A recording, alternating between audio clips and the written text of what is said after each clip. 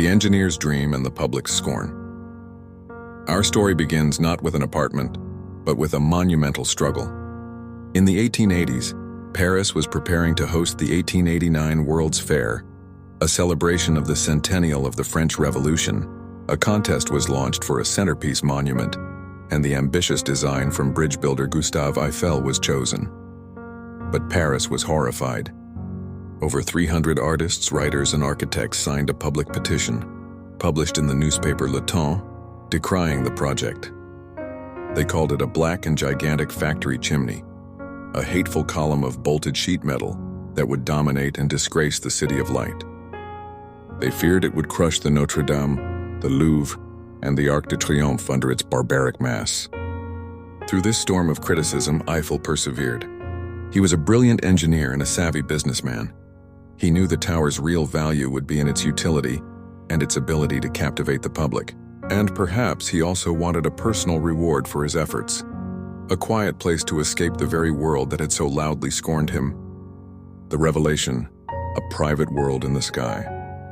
As the tower neared completion, a curious story began to circulate. Journalists invited to preview the structure returned with whispers of a marvel not included on any blueprint.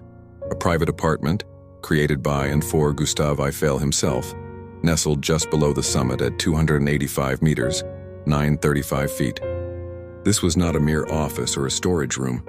It was a full-fledged home in the sky, a breathtakingly impossible space furnished with the cozy comforts of a Parisian bourgeois flat. The apartment featured warmly patterned wallpaper on the walls, rich dark wood furniture including cabinets, a couch, and a grand piano. Oil paintings on the walls, many of them gifts from admiring friends and clients. A large dining table for entertaining guests.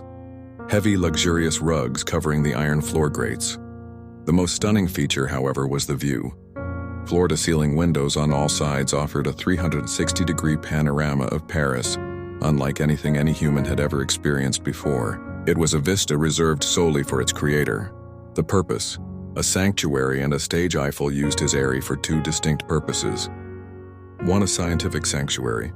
Gustave Eiffel was first and foremost an engineer and a man of science.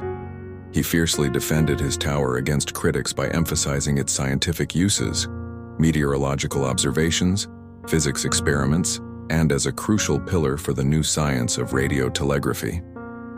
The apartment was his private laboratory. He installed precision scientific instruments and conducted experiments on aerodynamics and gravity, often dropping objects from the balcony to study wind resistance. 2. The ultimate VIP lounge.